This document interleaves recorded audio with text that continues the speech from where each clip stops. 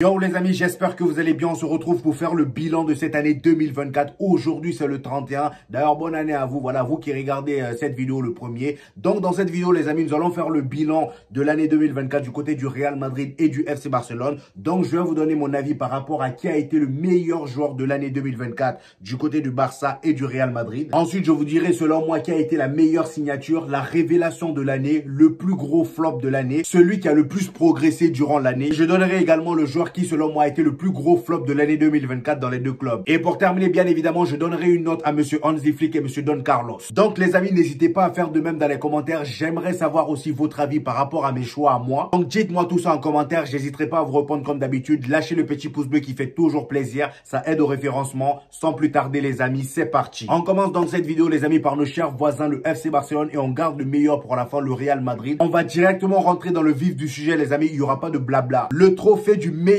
joueur de l'année 2024 du côté du FC Barcelone est attribué selon moi à monsieur Rafinha les amis. Oui, il y en a qui diront Lamine Yamal, mais pour moi Rafinha a été beaucoup plus régulier que Lamine Yamal. Et en plus de ça, si on a autant parlé de Lamine Yamal, c'est grâce à l'efficacité de Rafinha parce que Lamine Yamal, il a plus fait de passes décisives que marquées et la majorité de ses passes décisives étaient pour Rafinha. Voilà, les passes en extérieur faisaient qu'on parlait de lui et les passes en extérieur là, c'était souvent pour Rafinha, presque toutes, voilà, étaient pour Rafinha. Et en plus de ça, quelle montée en puissance de Rafinha les amis. On se rappelle tous d'une période où les supporters du FC Barcelone ne voulaient même plus de Rafinha au FC Barcelone. Le gars, cette année, il a pris le brassard, voilà, à la blessure de Ter Stegen. Mais regardez un peu comment il performe. Et en termes de statistiques, ça donne ça. 25 matchs joués pour Rafinha, 24 titularisations. Il a été remplacé seulement 7 fois dans les 25 matchs. Il a marqué 17 buts, les amis, et 8 passes décisives et seulement un carton jaune pris. C'est énorme, les amis. Comme je vous l'ai dit, on est sur sa meilleure saison. Ensuite, le trophée de la meilleure recrue de l'année 2024 du côté du FC Barcelone revient à monsieur Dani Olmo. Après, j'ai envie de dire, c'est pas comme si le FC Barcelone avait signé 1000 joueurs. Ils ont signé seulement Pau Victor et lui. Et entre Pau Victor et lui, c'est lui qui a été le plus exploité. Il s'est directement imposé en tant que titulaire indiscutable. Et en plus de ça, en début de saison, il a ramené une certaine fraîcheur au Barça de Flick. Il se voyait directement lors des matchs. Il s'est acclimaté directement au système d'Hansi Flick. Et c'est ce que moi, j'ai aimé chez lui. Malheureusement, plus il y avait de matchs, plus le gars commençait à montrer son côté irrégulier. Il se blessait de temps en temps. Et en plus de ça, ses derniers matchs n'étaient pas vraiment fameux. Donc, en termes de statistiques, les amis, Dani Olmo, c'est 15 matchs joués, 9 titularisations. Il a marqué 6 buts et une passe décisive. Franchement, les gars, en termes de stats, ça va. Pour seulement 15 matchs joués et 9 titularisations, je pense que la stat, elle est incroyable. Et en plus de ça, on se rappelle, voilà, en début de saison, le gars, il n'a pas tardé pour marquer. Hein. Voilà, il a enchaîné directement. Le trophée de la révélation de l'année du côté du FC Barcelone en 2024 revient à Marc Casado, les amis. Je pense qu'on est tous unanimes là-dessus. On est tous d'accord. Personne va dire le contraire. De base, c'était Bernal, mais étant donné qu'il s'est blessé, on n'a pas eu le temps de beaucoup le voir. Mais Casado, depuis qu'il a pris la place de ce Bernal là, ça y est, personne l'a bougé. Même des deux jeunes qui sont censés être des vrais titulaires au FC Barcelone n'ont pas réussi à le bouger carrément. Et ce qui me plaît chez lui, c'est que rares sont les matchs où le gars fait de mauvaises prestations. Il est presque tout le temps bon, surtout son association avec Pedri. Je pense qu'il n'y avait pas mieux comme fusion en double pivot. Donc en termes de statistiques, les amis, Casado, c'est 22 matchs joués, 20 titularisations. C'est pour vous dire à quel point le gars, il est tout le temps présent. Voilà, il se blesse jamais. Et dans les 20 matchs joués, le gars, il a fait 5 passes décisives. C'est énorme, c'est un 6, je vous rappelle. Et ce qui est encore incroyable avec lui, c'est qu'il prend pas beaucoup de jaunes. Il a seulement 3 jaunes, les amis, en 22 matchs. C'est un 6. Franchement, les gars, c'est énorme. Pour moi, c'est la révélation de l'année. On enchaîne, les amis, avec le trophée du plus gros flop du côté du FC Barcelone. Et ben, moi, je le donne à notre cher Marc-André Ter Stegen. Mon ami, on t'a pas oublié. C'est pas parce que t'es blessé qu'on va t'oublier. On t'a pas oublié. On se rappelle tous de ton début de saison. On sait. On se rappelle tous. Franchement, les gars, je vais pas vous mentir. J'hésitais entre lui et Baldé. Mais je me suis dit, Baldé, il y a quand même des matchs où ça va, il apporte quand même quelque chose. Mais Ter Stegen, il y a un moment là vraiment où il faisait chier les Barcelonais. Hein. Je me rappelle, Armand, quand il s'est blessé même, il y en a même qui étaient contents. Et d'ailleurs, ici, nous avons ces statistiques. Le gars, il a joué 7 matchs en 2024. Voilà, 7 matchs joués, 7 titularisations. Et il a fait seulement un seul clean sheet et 7 buts encaissés. 7 buts encaissés en 7 matchs. 1 but par match. Voilà, tu tires, tu marques. Et le trophée du plus gros progrès, les amis, revient à notre cher Lamine Yamal. Eh oui, les amis, Lamine Yamal, il a progressé en 2024. Déjà, il n'y a qu'à voir tous les trophées qu'il a remportés. Regardez-moi, tous les trophées. Je sais même plus combien de trophées il a remporté. Je crois qu'il en a remporté 4. Les trophées individuels. Franchement, le gars, il a progressé de malade. Regardez-moi les extérieurs. Il est devenu d'une précision vraiment chirurgicale dans ses passes. Il est monstrueux. Carrément, le gars nous a transformé Ferran Torres en Van Basten. C'est pour vous dire. On seul petit souci avec lui, c'est que le gars, il a quand même tendance à être irrégulier, des petites blessures par-ci, par-là. Va falloir te ressaisir sur ce côté-là si tu veux vraiment perdurer à la longue. Donc, nos chers Lamine Yamal, en termes de statistiques, ça fait 21 matchs, 19 titularisations. Voilà, il y a quand même quelques matchs où il a été absent. Voilà. Et ce qui est incroyable avec Lamine Yamal, je pense qu'on a tous constaté durant la saison, durant l'année 2024. Voilà, quand le gars, il est absent, le Barça, ça va pas. Ils s'en sortent pas. Donc, Lamine Yamal, sur les 21 matchs, il a marqué 6 buts et 11 passes décisives. C'est énorme. 6 buts et 11 passes décisives en 21 matchs. Ça fait 17 GA en 21 matchs, les gars. Est-ce que vous vous rendez compte? Le petit, il a encore 17 ans. Il a encore 17 ans. Je pense que ces détails, il va falloir tout le temps rappeler parce que les gens, ils oublient. Et pour moi, le joueur le plus sous-coté du FC Barcelone, les gars, c'est Inigo Martinez. On se rend pas compte du travail que ce gars-là fait. Lui et Cubarsí. J'ai aussi hésité entre Cubarsí et lui, mais Cubarsí, ces derniers temps-là, ça va pas trop. J'ai l'impression que le gars, il est fatigué façon. Voilà, faut le reposer un peu. Mais franchement, les gars, Inigo Martinez, le boulot qu'il fait derrière, c'est vraiment respect à lui. Respect à lui. Il est sous-coté pour moi. On n'en parle pas assez. Voilà. Et pour conclure du côté du FC Barcelone, nous allons donner une note à Hansi Flick. Déjà, le FC Barcelone, en termes de stats, ça donne... Ils ont encaissé 22 buts en 19 matchs et ils ont marqué 51 buts. Alors là, les amis, c'est flippant. Ça, c'était au début de saison. Au moment où, voilà, ça parlait beaucoup du Barça de Flick. Quand ça parlait du piège du hors-jeu, au moment où ça fonctionnait vraiment, au moment où le piège du hors-jeu était à son prime. Vous voyez ce que je veux dire? Parce qu'on sait très bien comment c'est devenu. Donc, en 19 matchs, les amis, le Barça, c'est 12 victoires et 5 défaites et seulement 2 matchs nuls. Franchement, les 5 défaites, ça fait mal, ça fait tâche. Voilà, je m'attendais pas à ça venant du FC Barcelone parce qu'au début, ils m'ont tellement impressionné que moi, j'avais carrément oublié la Liga. Je me suis dit, ça y est, voilà, la Liga cette année, c'est à eux. Mais au fur et à mesure qu'on avançait, le Barça commençait à décevoir, à faire des petits faux pas par-ci, par-là. Et le Real Madrid, les amis, je pense qu'ils sont seulement à 2 défaites, voilà, en Liga. Franchement, les gars, c'était décevant. Donc, Hansi Flick, pour son incroyable début de saison et le fait qu'il est un peu flanché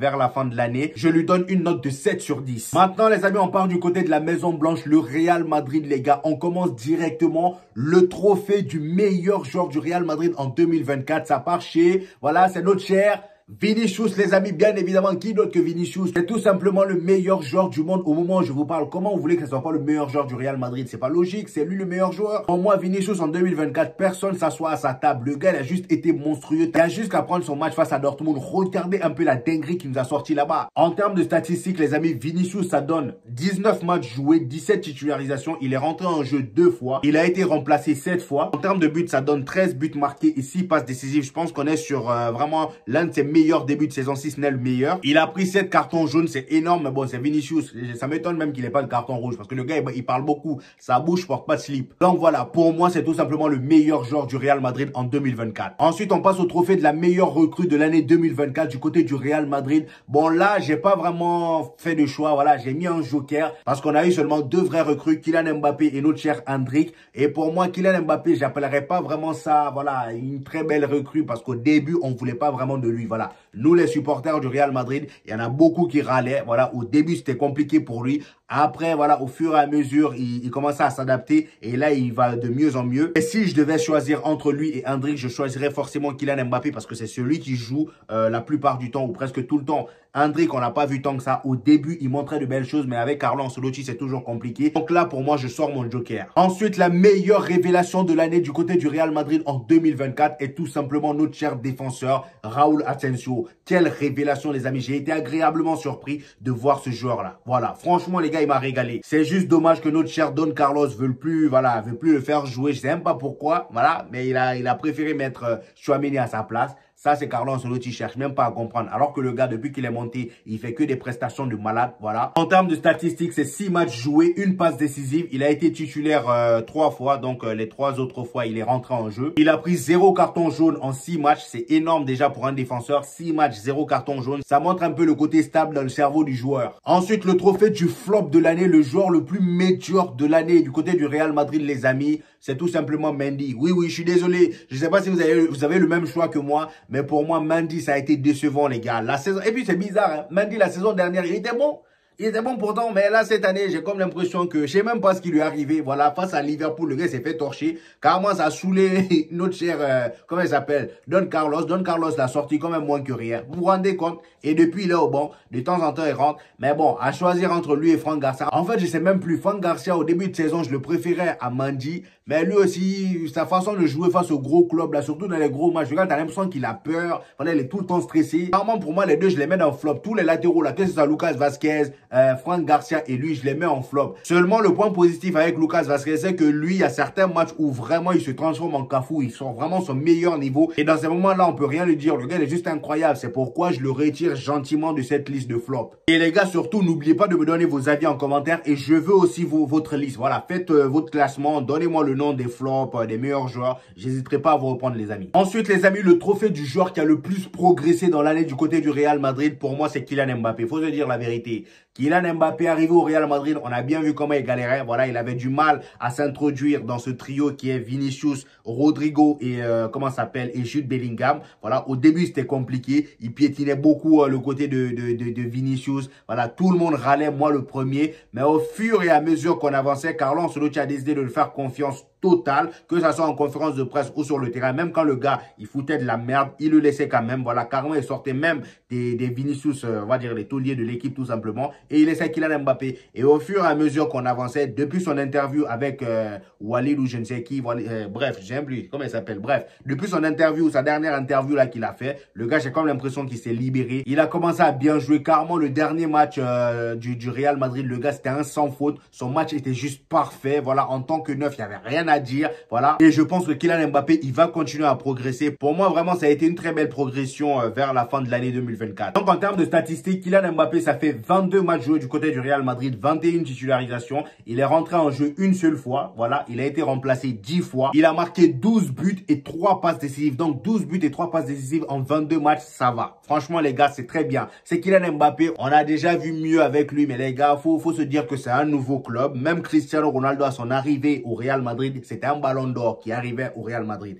Voilà, le gars, il avait remporté le ballon d'or à Manchester United. Il arrivait au Real Madrid en tant que joueur vraiment... on va dire une star, voilà. Et Cristiano Ronaldo, dites-vous que le gars, voilà, il avait marqué, je crois, 12 ou 13 buts à la même période que Kylian Mbappé. Et je pense même que Kylian Mbappé a marqué plus de buts. Je pense qu'il est à 14 buts si je me trompe pas. Ensuite, les amis, le joueur le plus sous-coté du Real Madrid en 2024, les gars, c'est tout simplement Rodrigo. Lui, j'ai envie de dire, il a toujours été sous-coté. Voilà, au Real Madrid, carrément... C'est juste ces derniers temps-là qui commence vraiment à s'exprimer, qui commence à devenir méchant, comme je l'ai demandé d'être, voilà. Mais depuis que le gars, il est au Real Madrid, on le respecte pas. Il est trop gentil, trop mou. Là, ces derniers temps, il commence vraiment à s'exprimer. Il s'est trouvé une célébration qui reproduit de plus en plus. Les gars, mine de rien, les célébrations, c'est important parce que plus tu marques, voilà, plus ta célébration devient emblématique. Regardez Jude Bellingham. En une année, sa célébration est devenue iconique, voilà. Donc, Rodrigo, les amis, en termes de statistiques, ça fait 19 matchs joués, voilà. 13 titularisations, il est rentré en jeu 6 fois parce que ouais, au début, le gars, il a pris le banc avec l'arrivée de Kylian Mbappé, tout ça, voilà. Il a marqué seulement 5 buts et 4 passes décisives. C'est vrai que c'est pas énorme,